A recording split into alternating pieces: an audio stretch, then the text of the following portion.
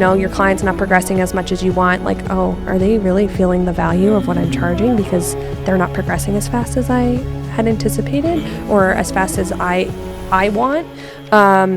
But what I'll say is that it took a lot of self-reflection, and this is where Jerry, who has helped me a lot with this, is thinking about all of the education that we've had to go through. Even if you are like new grad, you just graduated, this May or whatever, you spent a lot of money to invest in your knowledge, right? So just like any investment, you need to have a return on your investment, right? You went to school to help people and to serve people, but you invested into knowledge, and therefore that knowledge deserves to get compensated, right? And there's nothing that's wrong with that, but we want to do it with like good moral standard. All right, welcome to that episode of Worthy Entrepreneurs. Today I have another great guest. Again, she's a clinician just like myself, and she's been on her own for the past 2 years. And actually would be really cool just to pick her brain on how to start a business after COVID, after everything is shut down, especially in the state of New Jersey. And I'm just awesome to have her on. And a good friend of mine, Jerry, say, hey, you need to have Julie on just because she's great. So Julie, welcome to the show. Thanks so much for having me, Natty. I'm so excited to be here. Yes, thank you for making the commute to come up here to be a guest on the podcast. So I appreciate that. So can you tell the listener a little bit about you? Sure. So my name is Julie Gray. I'm a physical therapist, and I am CEO and owner of Piton Physical Therapy. It is a hybrid in-person and virtual practice specializing in empowering people with dizziness, concussion, and pain to live better balanced and active lives. Wow. I love the name Piton. Can you explain? Yeah. I love that. So, just me and my personality, I didn't want something that was like Julie Gray Physical Therapy. That's just not my style. It's good for other people, but it just didn't fit me. So I wanted something that was about being anchored and about being balanced. Not just like, it's a little corny, I work with people with dizziness and balance problems, but being balanced in all aspects of our life, being balanced in our nutrition, in our sleep, in our stress management, in all the aspects of life. So a piton is actually a type of anchor that mountain climbers use in order to stay balanced, prevent falls, and help them to achieve their goals of climbing the mountain. I'm not a mountain climber. I've gotten that question like, oh, you must niche in mountain climbers. No, I don't. It's more of the metaphorical of like how being anchored and being balanced helps us to achieve our goals. So how many names you come up with before you ended up with Oh my God, I had a list of like 100. It was really hard because I wanted something like unique, and I also realized that like everybody pronounces it wrong. It's really fine. I knew that, but I'm like, at the end of the day, it doesn't really matter like what the name is, as long as people understand the brand that you're standing behind and what you're representing as a whole. So that's why, like, you could have Joe Schmo Physical Therapy and they'll be like, oh, Joe Schmo Physical Therapy is the best place ever. So I had a whole bunch, and it was a lot of like prayer and like discussion, talking to my husband, talking to Sarah, who just about like different ideas, and at the end just like landed and stuck with Piton PT, and I love it. Yes, I think I always like, because I had a lot of names too, but you always lean towards the name that speaks to you the most. Yeah. Right. And I think the way you just described that, it seemed like you did a deep dive into it, and the way you were able to explain it to people. I mean, now because of that, now I know what a piton is, and now I know exactly what it looks like and all of that. Talk to me a little bit about your journey, right? So Sure. Obviously you started your practice 2 years ago. Before that, how long did you work in the standard healthcare setting? Sure. So I was in the standard healthcare setting for about 4 years, like 4.5. And I was really like rah, like that setting for a while. I was pretty happy there. I was pursuing a lot of like education, and I'm like, one of my strengths is I'm a learner. I love to learn. I'm really nerdy, and like I hated tests, like school. I hated tests, but I love to learn. So having that opportunity to like take like basically unlimited CEUs and like all these things was, oh my gosh, like I just gravitated towards that. I loved it. I kind of saw myself professionally kind of moving into more like education track than necessarily like business owner or I don't know, full-time clinician track. I kind of saw myself moving into that. Pursued some like manual therapy certifications. Obviously, I've done a lot to help people with like dizziness, concussion, and headaches. So I've taken a lot of extra courses in that field as well. And then kind of just was getting the feeling like I want to do this better. Like I want to do this better. I can't treat the way that I feel like this needs to be done by really getting to the root of everybody's problem. There's just not the time. There's the insurance constraints. There's the fact that like people really don't understand this. Then they don't understand their symptoms. And I'm trying to bounce around between treating them and treating a whole bunch of other people at the same time. And it just didn't feel like I could give them the quality of my knowledge. Like it just felt like I constantly came up short. And then when the pandemic hit, it, you know, continued to work during COVID, and I just wanted to, you know, keep working. People were getting furloughed from my company, and I'm like, just let me keep working. Like, just let me keep working. And not to go into like all the politics of that, but it just wasn't, it wasn't a good time. It wasn't a good time to work in a hospital-based clinic. And so that really started like changing a lot of my perspective, because then a lot of that educational piece that I really liked was not there anymore, because everything was like shut down. So it's just like treat your patients, keep your mouth shut, and keep going. And I always kind of had the thought in my head, like maybe I'd go out on my own, but you know, after kids, after all this, after the CEUs, always after. And my husband really encouraged me to pursue it. Like he was the one who really pursued it, or helped me to pursue it. And I kept saying no. I was like, no. And he was just kind of like that, just like, Julie, you could do it. Like you could really do it. And I said, okay, I'll pray about it.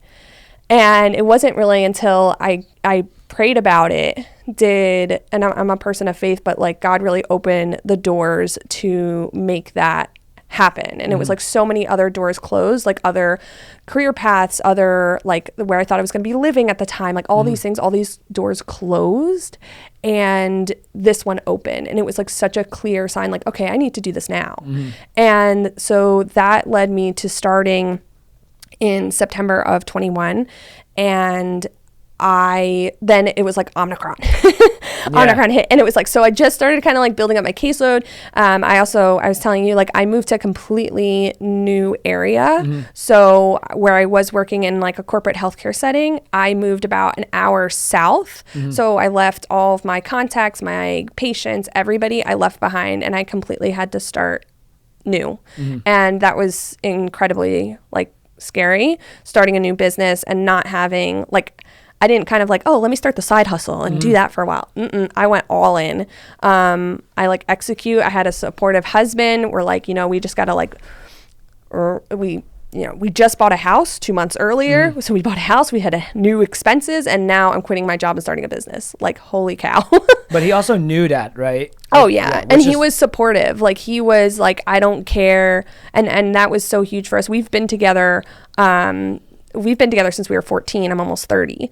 So he has been like a constant support for me, you know, through high school, through undergrad, through graduate school, through OCS, through all of these different things. And he's always been like my rock and been there for me. And so he supported me, and he's like, Julie, whatever it's going to take, whatever like financial or personal or anything, not saying like we didn't go through hard times, you know, but having his support is always what we could fall back on, because when there were moments of doubt, it was, you know, we believe in this, like and he believes in me. And I obviously like really needed that, because, you know, that's like your spouse is your number one person. They got to believe in you. Otherwise it makes life really, really difficult. So, so starting September of 21, Omicron hit just as I was kind of getting my feet wet. And so had to navigate that a little bit. There was definitely some panic, because it's like, oh my gosh, another wave. But God is good, and it's all like chugging along and moving forward. And now I'm at a point like I never thought that I would be doing what I'm doing, 2 years ago. It's just infinitely more than I could have like asked or even imagined. And 2 years go by so fast, Oh, especially when you incredibly. run a business. I want to get back to one point that you self-identify yourself as a learner.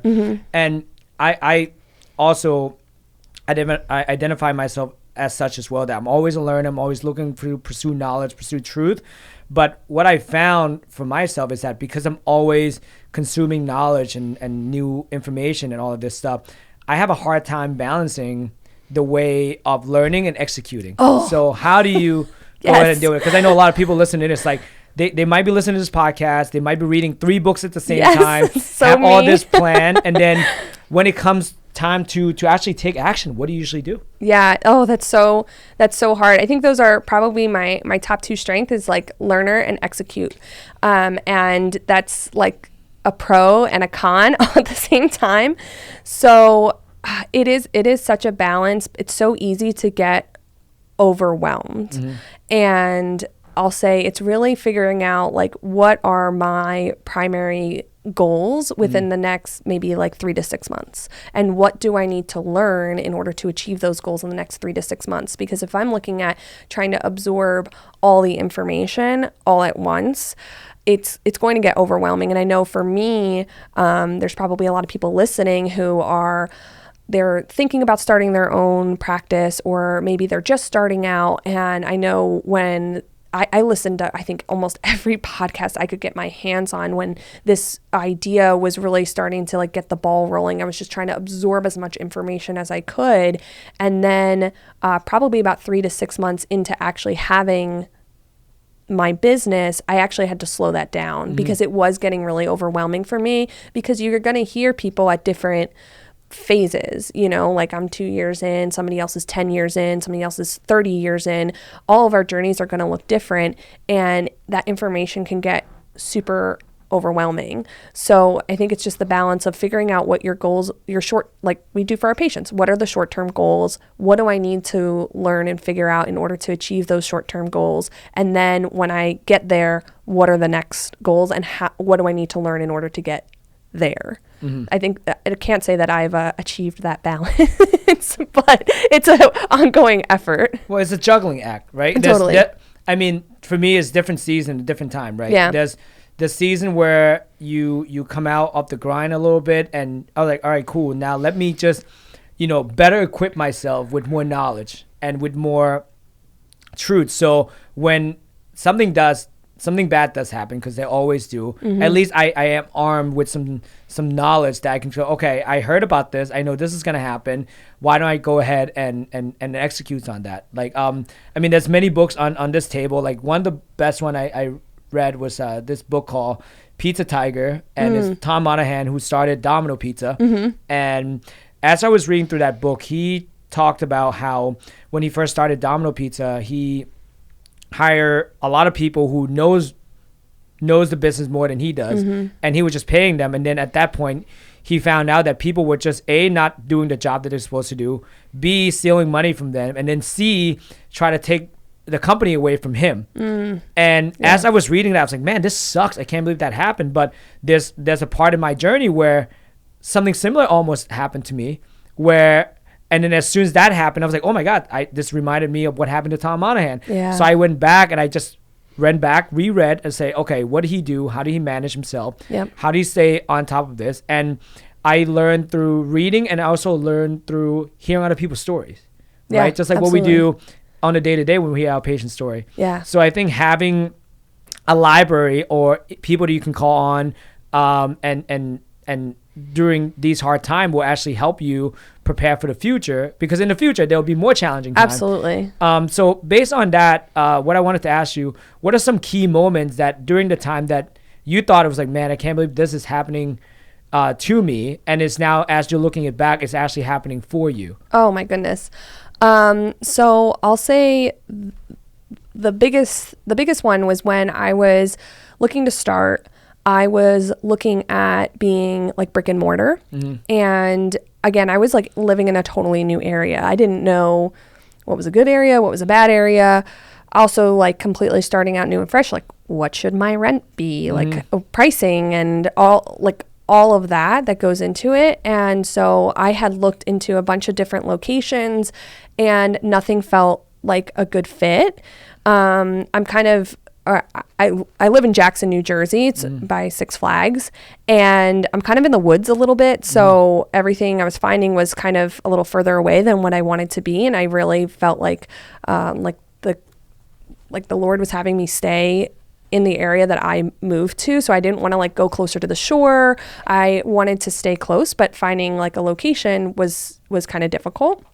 And so I didn't have peace about anything. And I just I just was praying about it. And I just felt like the Holy Spirit telling me like, be patient. And I was like, well, I gave it 2 weeks. Like I should know, I should know what to do. Time, right? Yeah, I should know what to do. So instead I just decided to be mobile to start. And I started doing that, and I just started seeing people like at their houses, and that got the ball rolling. It got me seeing clients. I learned a lot through that process. And then at the time I'm like, well, maybe this is what I need to be doing, and I need to be like mobile, and I have like a mobile enterprise, and like I'll hire all these mobile therapists and like all these different things. And I actually looked into like hiring somebody at some point, and again, like that door closed, and I realized that I couldn't keep doing that because it was draining me, and it was sucking up my time to be able to work on my business and really leverage it in a way that I envisioned it, which was in this like hybrid in-person and virtual model. And that, like, really making that decision to essentially stop doing that, and whether I just kind of like weaned those patients away or I gave them an option of coming to see me in person. And how that worked out is that I found a gym in my area, and I reached out to them on social media and facilitated a relationship with them. And I just went up to the trainer. I was like, I need a gym. I'm new here. I'm a physical therapist. I know you have some type of pain, and like, let me treat you for free. You can see my style, and if you think that I would be helpful to your clients, we can kind of like move forward and discuss like certain ideas we might have for each other. I can host workshops, like different things. I'm always looking to refer my clients to good trainers, and that relationship blossomed. So now I treat people out of the gym, have a office now right on the border of Jackson and Howell, where I see clients like not in a gym setting, but like a private office. And so again, like thinking back 2 years ago, I was like so panicked and anxious. I'm like, well, I gotta find a location, and it's gotta be the right place, and it's gotta do this, and all these things. And just kind of continuing to push forward and pivot.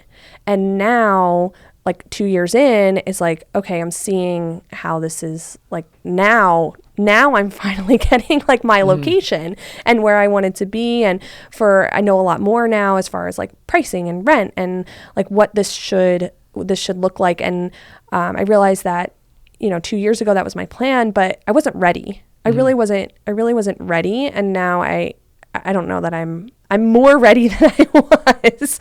I don't think anybody has like arrived in all of our knowledge, right? That's us like constant learners, right? Yeah. So I'm like, well, I know more now, and I'm better prepared to also reach out and find the answers that I don't know, because I'm better equipped. Yeah, and I think it has to do with anchoring down your vision, right? Because you don't fully understand your vision, and most of the time, and especially for me when I first started, it wasn't really my vision. It was someone else's vision that would show upon me. And I thought that was my vision. Yes. And then as I keep stumbling my way through this whole journey, I'm just like, maybe that's not what I really want. And like I discussed this at length before, where in the beginning I was like, I want 5 locations. But then as I challenged myself, like, why 5, not 4? Why not 6? And right. As I asked those questions, like, that doesn't make any sense at all. Where did that come from? Was it someone that imposed that goals upon me, and I thought that's something I have to pursue because I saw someone that did it? Right. And as I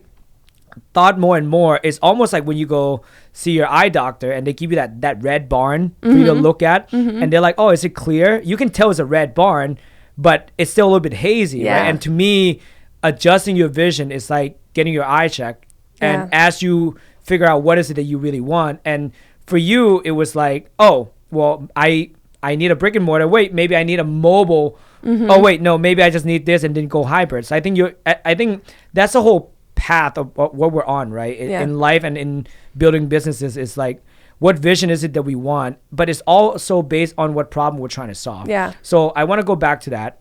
For you, based on the thing you're creating right now with P-Town Physical Therapy, what problem are you trying to solve at Mass? And why do you think that is your calling to do so? Oh, I love that. Love that question. And I love that because it like the idea of that like barn, and you're changing your focus. Because I know for me, I'm not going to forget your question. But what I'll say is that I kind of felt disappointed in myself in the beginning to be like, why isn't my vision, like I kind of have my idea, but I don't think my vision was very clear.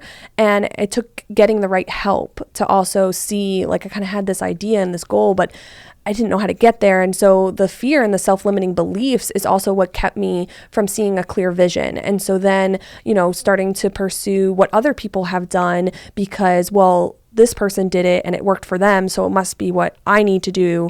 And then you find yourself unhappy because you're doing something that you're not called to do. It's not something like I didn't like being mobile. There's plenty of therapists that like that. I hated it. I didn't realize how much I hated it until I got out of it. And now begrudgingly slamming the door. And just seeing like it's just not for me. It's not my style. But that's why there's different styles for everybody. So going into a little bit more into that, I did forget the question. No, the question was like, how do you identify like the issue that you're trying to solve at Mass, and how has that become part of your mission? Okay, yes, thank you. So one of the biggest issues that I see with my clients with migraines, with dizziness, concussion symptoms, is access to a provider with knowledge in this field and the accessibility to that provider, meaning that usually driving is a big barrier for these individuals. Is that, okay, they found a provider, but maybe it's 30 minutes, maybe it's 2 hours, and they can't tolerate being in the car at all. So, they have a problem, but they can't even access the care that they need to receive. So that's what my idea was, like being mobile. It's like, okay, well, I can reach those people, and then realize that that's not beneficial to anybody. So I started treating this with telemedicine. I had a client who was about an hour away, and I was mobile, and I was like, well, I can't come to your house, you're too far, but I can treat you through telemedicine. And in all honesty, like I was talking to her on the phone, and I was like, I did telemedicine when I was during COVID and working for the hospital, but I did it for orthopedics, and I refused to do it for this specialty that I had because I'm like, it's way too complicated. And so when I was talking to her on the phone, I'm like, well, I can treat you through telemedicine. And I was thinking in the back of my head, like, I don't know, can I? And she was like, okay, you know what? I really like that option. And I was like, okay, great. And I literally had to like kind of hustle and figure it out how I was going to do it and how that was going to look. And so pretty soon into the practice, I started treating virtually. And that was the first client that I had. I started working with her, and I started taking on more clients because I had, people, especially from the area that I used to live, reaching out to me. And I'm like, I can't get to your area, but I can treat you virtually. And it was a good segue for them because also, again, like they have symptoms when they drive. So what they can't get to me, I can't get to them is a barrier. And now, really where I have this model is that seeing people in person for their first appointment, if they can get to me, and we go through the pros and cons of what that looks like, but I have some specialized equipment. I have some infrared goggles, some virtual reality that I do balance testing with, virtual reality, and it really helps me to get a big global picture of what's going on with them. I think there's a value in seeing people in person when that's available, but if that's not possible, then I say, okay, that's not a problem. Let's treat this virtually. And we work on screening all those things virtually. And that really solved the problem for people to access care to a provider that they couldn't probably get to otherwise. And like, again, we're working with them one-on-one. Like people, what was crazy is like people with concussion, and then they're expected to also get seen with 2, 3, 4 people at the same time. But meanwhile, they can't tolerate a bright light. They can't just hop on a bike and be fine, or go lift a weight or something like that. It's doing them a disservice. And just reframing that program to be, you know, hey, this is how we're going to make this work for you. And then I write their programs up online, and I usually see them like once a week, sometimes more if they need it. And I say, okay, here's your program for the week. This is what you're going to work on. I'm accessible, email, text, whatever, and contact me if you have any problems. And then the following week, okay, what went well, what didn't go well, and how are we going to progress? And so each week we're progressing them. And, you know, if it's something like, oh, you know, I think it'd be really beneficial to see you in person. Let's, you know, can you get to the clinic? Is that a possibility for you? So that's been like such a passion of mine. And I see like compliance improves, session counts go down, like, you know, this whole like 3 times a week for 6 weeks. No, like giving people the right tools, and also giving them the autonomy to follow through with it, and building their independence so that they become less dependent on me, because ultimately that's the goal, right? Is that I want people to be independent. And so having that like wean away process, I see people 1 time a week for 6 weeks. And then I do, okay, you're doing fabulous. Let's see you in 2 weeks. Okay, you're doing fabulous. I'm going to see you in a month. Okay, still doing great. 3 months, 6 months, a year. And that's how I phrase out those programs, because these are more of like chronic conditions. So we need to make sure that they're tolerating it over time. I do the same thing with my orthopedic patients, even with shoulder pain, you know, because we all have things that come up that can set us back. Oh, my shoulder's feeling great. And then I see them for their 3-month appointment. Oh, you know what? I went bowling and I lifted a bowling ball that was like entirely way too heavy, and I'm feeling strained. Okay, let's nip it before it becomes a bigger problem. And so again, solving that problem of now the issue becomes chronic. We're stopping it before that point. Yeah. I mean, that's great. The fact that you can offer option, I think at the end of the day, like, people want option. Yeah. Like they don't want to feel stuck, like we talked about before. And the fact an option is either you drive to me or we're doing this, right? Which option do you want? People prefer to have that more than anything, especially in the field that we're in. Speaking of being in healthcare, especially you used to work for a hospital-based system where it was, if I were to assume, it's mostly in-network, which means people doesn't have to pay anything. The value is like $20 for copay to come in.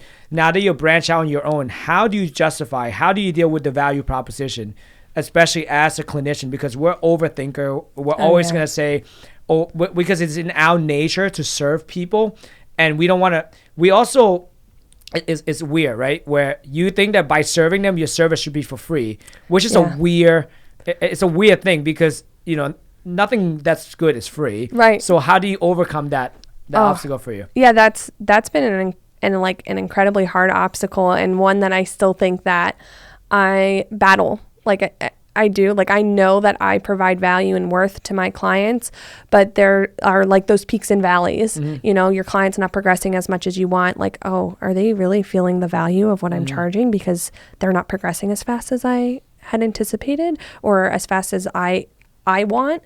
But what I'll say is that it took a lot of self-reflection, and this is where Jerry, who you know, has helped me a lot with this, is thinking about all of the education that we've had to go through. Even if you are like new grad, you just graduated, you know, this May or whatever, you spent a lot of money to invest in your knowledge. Right? So just like any investment, you need to have a return on your investment, right? You went to school to help people and to serve people, but you invested into knowledge, and therefore that knowledge deserves to get compensated, right? And there's nothing that's wrong with that. You know, but we want to do it with like good moral standards and all of that. So for me, it was I had to change my price point. I think it's good to assess that, but there was a lot of self-limiting beliefs in what I was charging when I first went out on my own, and I was kind of like charging like the minimum, and I was like panicked about it, because I'm like, oh my God, like somebody's going to pay me this an hour, and I felt so guilty. And then really like seeing the value, like all of the education I've done, the CEUs, the fact at the time, providing this like in-person hybrid, the technology that we offer, like all these different things, the fact I'm accessible to them, like all of that is value that you're giving the client. And that deserves to be paid for. Like you deserve to be paid for the time that you're investing in somebody. And it's really about helping the client to see that. And so that becomes a lot of like nurturing very early on, where you're just like, you have to earn your leads trust. If you just have somebody who's calling you and you're like, do you take my insurance? And you could go through that whole whole call scenario, but you have to, that client needs to know that they can trust you, right?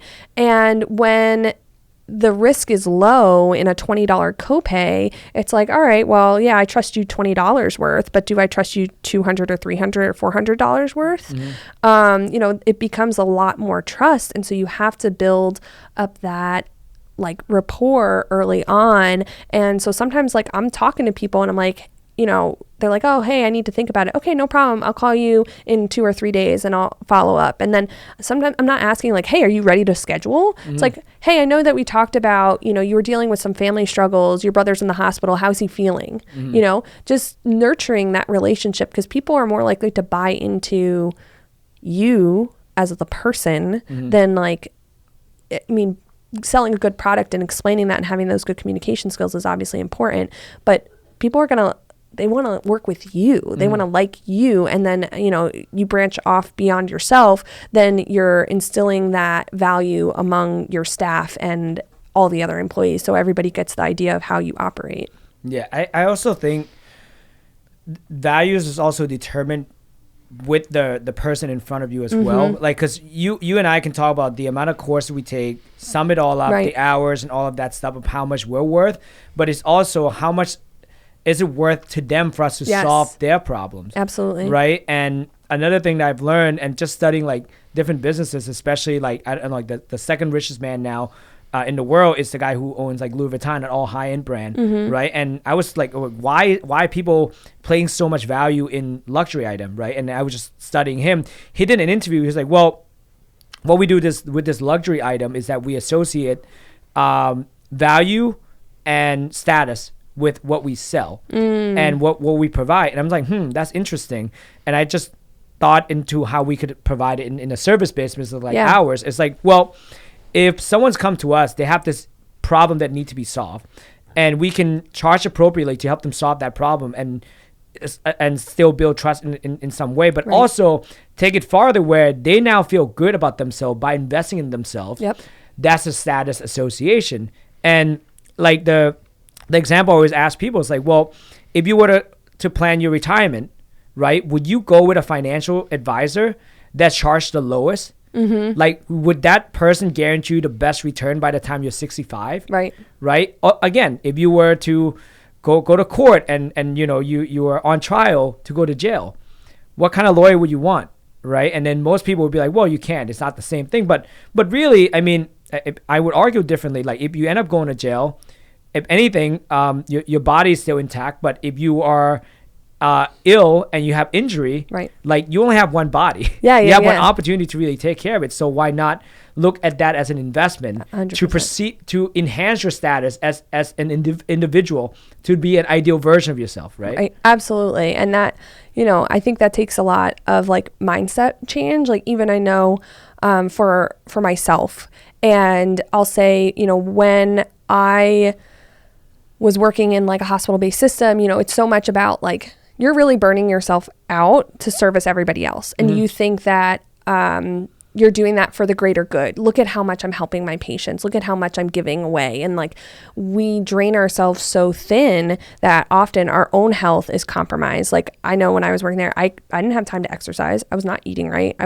But I'm like, oh, I got to get these patient notes done, and I got to write my clients' home programs, and I got a case manager I got to call, and this admin issue, and all these different things. And I was, burning myself out. I'd wake up at like 4:00 in the morning, start doing my patient notes, treat from like 8 to 5, go home, eat dinner, do my patient notes or documentation or whatever it is, and just burning myself out. And it wasn't until I started my own practice did I realize that, man, this is wrong. This is wrong. Like, if I'm expecting my clients to invest in their health, I need to invest in my own health too.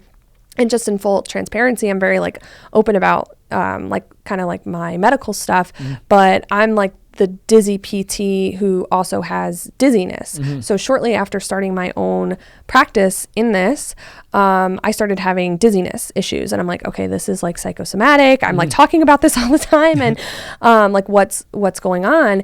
And what would have been so obvious for me to see with working with a client was so like missed in myself, because I was so invested in everybody else, but I wasn't investing in my own health, whether that was in what I was eating and how I was sleeping. It was right at the start of me starting my own practice. So obviously I was stressed, and that went into it a lot.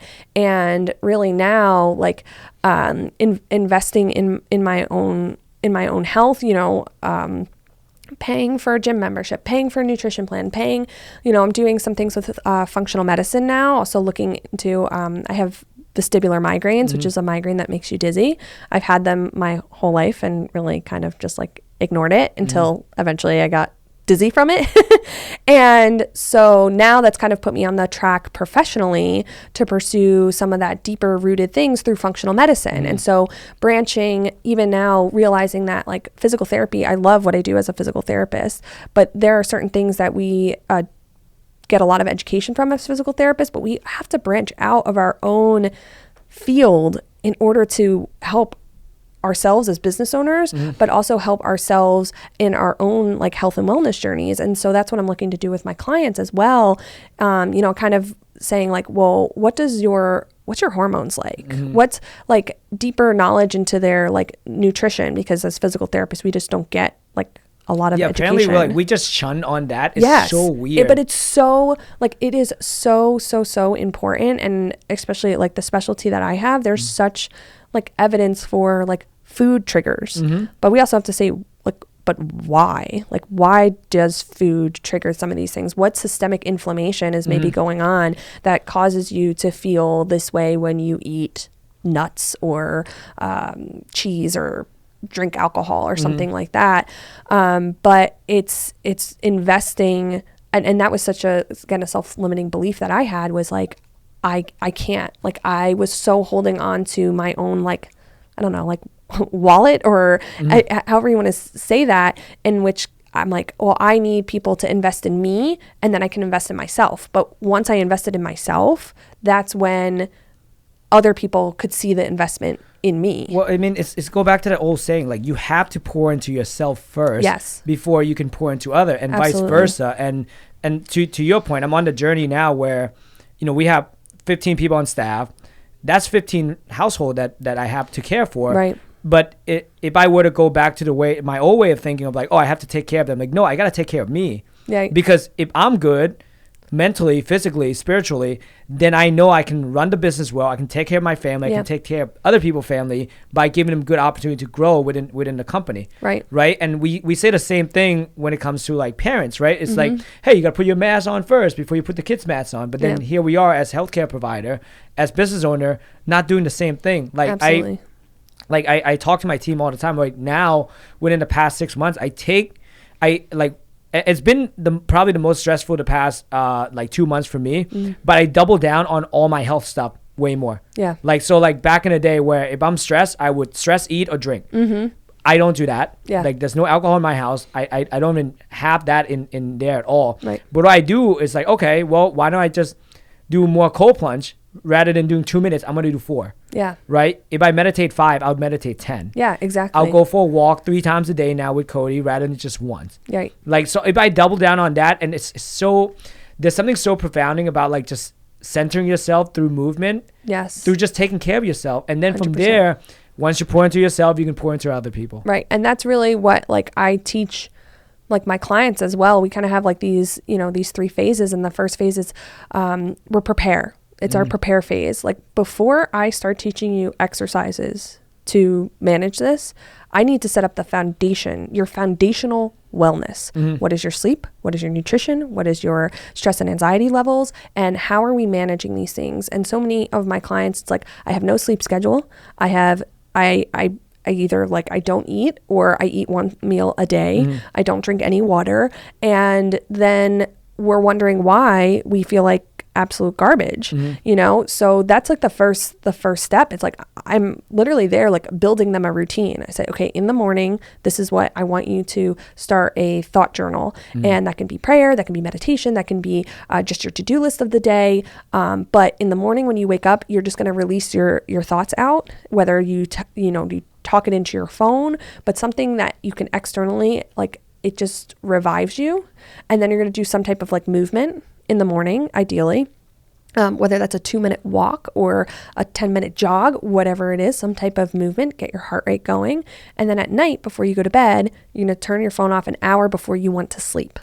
And that means like if you need to have accountability in a spouse or in a friend, or set some type of lock on your phone so that you're not scrolling through the night, and really having that opportunity before you go to sleep for that like meditation, grounding, all of those things. Because if you're trying to sleep with your like fight and flight system way the heck elevated, you're not going to get a restful sleep. No. And nothing from there, like we cannot accomplish anything unless we start there. And then once those foundational principles are in motion, then people are like, I'm feeling better. You know, what their symptoms were, 7 or 8 out of 10. Now they're like, okay, they're 2 or 3. I'm like, okay, now we can start, performing some like exercises, right? And really start getting to maybe some like head and eye coordination issues, or some balance issues, or some strength issues, because now your foundational things are set up and you're set up for more success. But getting through that first phase, like that's where the buy-in comes, because it's not like, that's not like the sexy stuff. Like that's the hard stuff. It's the boring, hard stuff. Yeah. And it's hard for me. And that's what, like, I tell my clients, I'm like, I'm not sitting here telling you that I have like arrived, this is going to be a constant, like you're going to do well sometimes and you're going to struggle the other times. And when you struggle, it's not like a time to feel like defeated or disappointed, but like, even like you said, going through a hard time the last 2 months, it's like, well, I realized these were my old habits. These are my new habits. I realized I feel good with my new habits, and I'm just going to elevate my new habits even more to feel even better, to overcome some of the, mental, physical, spiritual challenges that I'm facing at that time. And that's really what we want to instill in our clients as well, to empower them. Yeah, I love that. You can make progress if you have shaky foundation. 100%. And that's and plus, building foundation is not sexy, and therefore people, I think, stay away from talking about it. It's not sexy to know that you shouldn't eat what you normally shouldn't eat, right? And it's also not sexy to tell people to sleep. Right. But I think giving like strategy, like what you said, is important. Like for me, my life hack is I have this app that someone introduced me. It's called Opal, and it's block all the app. And I can set time, like dinner time with family for an hour. I can't access my text message. I can't access call, email. Oh, I love that. And I have a wind down time from 8 to like whatever the next day. Yeah. I can't use my text. I can't check my email. That's perfect. Nothing at all. I love it. And I'll have a book next to my nightstand. I'll have a journal next to my nightstand. So I'll write, talk about like the win for the day. Yeah. And like a good gratitude journal, and then I'll read. Yep. Wonderful. And then I get awesome sleep. Yeah. Yeah. And that's so huge. Like, I'm going to get that app. That's awesome. I use like the time, like on the iPhone. Yeah. On an iPhone. And, it kind of helps to keep me like accountable, because I basically set it for like 1 minute every day. And so if I'm on it, like after a minute, it tells me like, get off your phone. And if I'm like, no, I actually need to do something on this, or I need to check something, like I can, say 15 more minutes or 5 more minutes or whatever. And then after that, like 15-minute timer, it flashes up again. And I'm like, all right, I got to get off this. Yeah. Like, it's like, 15 minutes on my phone, like no, like I need to, is this the most productive use of my time? Probably not. And, going to sleep, like, is the most productive use of our time, like, in scrolling. And that's where, like, I get to share this with my clients. That's where my own personal struggle is. Not so much with the phone, but I always need the television to fall asleep. And that's not the healthiest habit because, I set a sleep timer on the television, but, like, the light can mess up your circadian rhythm, which is, like, your internal clock. So, but, like, hearing that noise, like, that's kind of my, like, wind down. Well, I use the little eye fold, the eye cover thing. Yeah. I fall asleep with watching Frasier every night, but I put the eye cover on top so I can still hear. Yeah. And I watch that show like 100,000 times, so I know what the episode is about. Yes. But I think try that. I kind of do the same with the blankets, but then like if I wind up, because I just close my eyes, I can fall asleep immediately. So I like, and again, like everybody has, kind of their things, and that's probably a habit that I want to break. Is it quote unquote like hurting me? No, but I'd like to, try to wean away from that, but I've been doing that for the last 10 years. So do I think it's like every night I like start with not watching the TV, and I kind of lay there and I'm like going through my mindfulness and prayer and practice and all those things to try to help me to fall asleep. And I'm like, after maybe 15 minutes, I'm like, okay, I'm going to turn the TV on. And then within 2 minutes, I'm asleep. Like, so, it's kind of like I'm challenging myself in a way to be like, can I get away from this? Like, I'd like to see if I could. But is it that like I don't know, making or breaking my health? No, not at all. And all my clients, and I'm sure we all have kind of like our things that we like to improve on, or, kind of our goals. Like, I'd like to see myself, like for me, like I'd like to see myself sleep without the television on and just see if I could like get into that habit. Or like one of my clients right now, she's like a stomach sleeper. And she's coming like with like chronic headache, neck pain, those kind of things. I'm like, we have got to try to get you off of your stomach to sleep. And she's like, well, I lay on my side, I can't sleep, I immediately roll over and I fall asleep. I'm like, well, this is going to take some self-discipline, and I'm not saying it's going to be accomplished overnight, but let's make some action steps to try to get there. Yeah. So listen, it's been awesome. I got one last question for you. And I think the biggest thing, especially us as healthcare provider and also business owner, is our own definition of defining our self-worth, right? What make us worthy. So with that being said, like, what are some advice you can give to someone who's on this path, whether it's physical therapists like us or someone who's just starting out on their own entrepreneurial journey?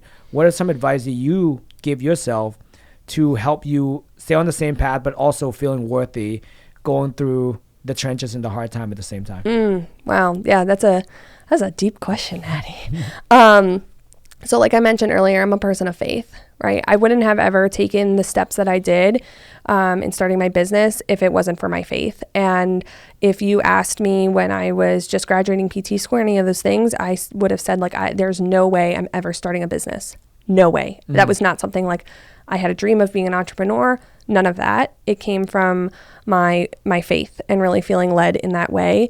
So my faith is my foundation for why I do what I do and why I help my clients, and why service is really at the heart of everything that I do. The verse that backs up Piton is 1 Peter 4:11, which the second part of that verse says, do you have the gift of helping others? Then do it with all the strength and energy that God supplies. And in all ways, you will give God glory. And so when I read that verse before I started out, I was saying to myself, am I really doing this with all the strength and energy that God supplies? Or can I be doing this better? And that was really what convicted me. And so even now in the hard times where I really do feel like I'm doing it in all the strength and energy, and sometimes, going through those hardships, that is what anchors me, and staying on that path in my faith, and knowing that if it wasn't for that, I couldn't be doing this on my own. So really, we need to be anchored. That's back to like Piton, right? That kind of like circles things back well. We need to be anchored. Yeah. No, I love that answer, and I would just love to layer onto that. And I think to do something in your full strength is also to always humble yourself and always to seek the infinite's wisdom. Yeah. Right. So, because your strength now where you are, and just talking to you, like you only been in business for 2 years, but I know like you're wise beyond your years. And if I would have talked to you a year ago, like this 2 year version of you would be like almost like a hero to a 1 year version of you, right? So you are on a great path. So I would definitely congratulate you on that. Thank you. And I think if you were to look back, because it's always good for us to, as a human being, to measure ourselves backwards, because that's how we can really see the gains. Because it's hard to measure forward because it doesn't happen yet, right, and it's right. not guaranteed. Yeah. And I'm sure like another year when we have another conversation, you'll be like, oh man, like 2 years ago I used to say this, now I'm doing this and this. Exactly. And that, right? Yeah. It's that like we're not like this is constant, and the growth is constant. And I know I struggle with that with like my execution skill set, but just like the entrepreneurial journey is like always like we're running, but it's not a race. Like there's no like quote unquote like end. We might have like short-term goals, but it's always to like serve our clients, right? And we want to be doing that better. And so that target is always gonna be moving and changing. So it's good. Like we want to see that growth in ourselves and our growth in our businesses too. Well, Julie, thank you so much for your time. Thanks, I really Dr. appreciate Natty. it. It's been an awesome episode. So I hope you guys enjoyed this. And if anything, where can people find you? Sure. Yeah. So I'm kind of a little everywhere. You can go to my website, www.piton.pt.com. You can find me on Instagram at piton.pt, Facebook. I'm a little everywhere, so feel free to reach out. I love connecting with other like healthcare providers and things like that. So especially over this stuff with like dizziness and things like that. I know sometimes clinicians might see it and have questions. So I'm always here and available if you guys need help. Awesome. Well, thank you so much. Thank you so much for your time, guys. And we'll catch you in the next episode. Thanks, Dr. Natty.